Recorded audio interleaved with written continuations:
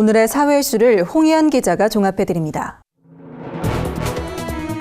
오늘의 이슈 포커스입니다. 말레이시아 정부가 강철 주 말레이시아 북한 대사를 외교적 기피 인물로 규정하고 추방하기로 결정했습니다. 이에 대해 자이드 말레이시아 부총리는 김정남 피살 사건을 호도하려 들지 말란 뜻이라며 북한 정부의 전화는 매우 강력한 메시지라고 밝혔습니다. 강철 대사는 피살 사건 이후 2차례에 걸쳐 말레이시아 경찰의 수사를 비판하면서 말레이 정부와 한국이 야합해 북한을 궁지로 몰고 있다고 주장한 바 있습니다. 자이드 부총리는 북한은 다른 나라를 존중하는 법을 배워야 한다며 상호 협력을 통해 문제를 풀어나가야 한다고 주장했습니다. 이어 북한 정부는 이번 살인 사건의 국제적 영향력을 이해할 필요가 있다고 말했습니다. 잠이 부족하면 비만에 걸릴 확률이 높다는 연구 결과가 나왔습니다. 국민건강 영양조사 결과에 따르면 수면 시간이 5시간 이하인 그룹이 7시간 이하의 그룹보다 비만 위험도가 증가한 것으로 나타났습니다. 뿐만 아니라 잠이 부족하면 체지방도 함께 늘어나는 것으로 조사됐습니다.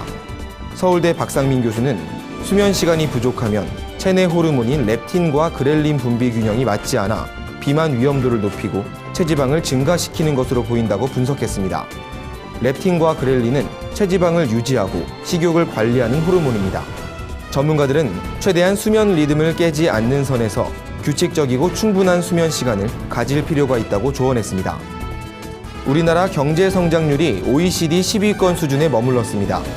때문에 선진국 반열의 기준으로 삼은 1인당 국민소득 3만 달러 달성이 힘들어질 거란 전망이 나오고 있습니다. 우리나라는 지난 2006년에 1인당 국민소득 2만 달러 벽을 깬 후 10년이 지나도록 3만 달러를 달성하지 못하고 있습니다. 경제계 관계자들은 세계적인 경기 둔화와 맞물려 수출 의존형인 국내 경제가 더 큰 타격을 받고 있기 때문인 것으로 분석했습니다. 또한 저출산 고령화에 따른 생산인구 감소 등 구조적 요인도 한 몫을 한 것으로 보고 있습니다.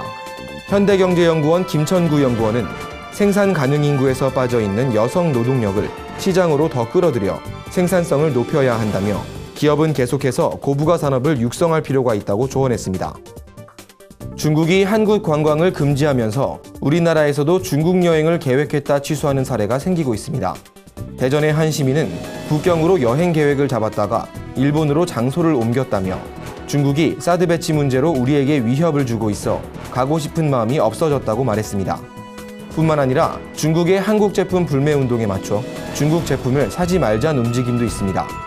또 다른 한 시민은 양꼬치를 먹을 때마다 중국 맥주가 생각나긴 하지만 굳이 즐겨 찾고 싶은 마음은 생기지 않는다고 전했습니다. 이처럼 양국의 적대 감정이 고개를 들면서 합리적으로 문제를 해결할 기회가 사라지는 것 아니냐는 우려가 나오고 있습니다. 전문가들은 국가 간 문제가 일반 국민에게까지 영향을 미치고 있다며 정부 차원의 외교적 해결이 더욱 시급하다고 강조했습니다. 아파트 경비원이 주민들이 시키는 허드렛 일을 거부할 수 있는 법적 근거가 생겼습니다. 이 같은 내용을 담은 공동주택관리법 개정안이 국회 본회의에서 통과됐기 때문입니다. 개정안은 입주자나 입주자 대표회의, 관리사무소 등이 경비원에게 부당한 지시를 하거나 명령을 할 수 없도록 규정했습니다. 하지만 이에 대한 특별한 처벌 조항은 없는 것으로 알려졌습니다. 해당 개정안을 대표 발의한 더불어민주당 윤관석 의원은 아파트 경비원에 대한 부당한 업무 지시나 폭언 등 갑질을 방지할 수 있는 규정이 마련된 만큼 아파트 관리의 수평적 문화 정착에 기여할 것으로 기대된다고 밝혔습니다. 구티비 뉴스 홍우현입니다.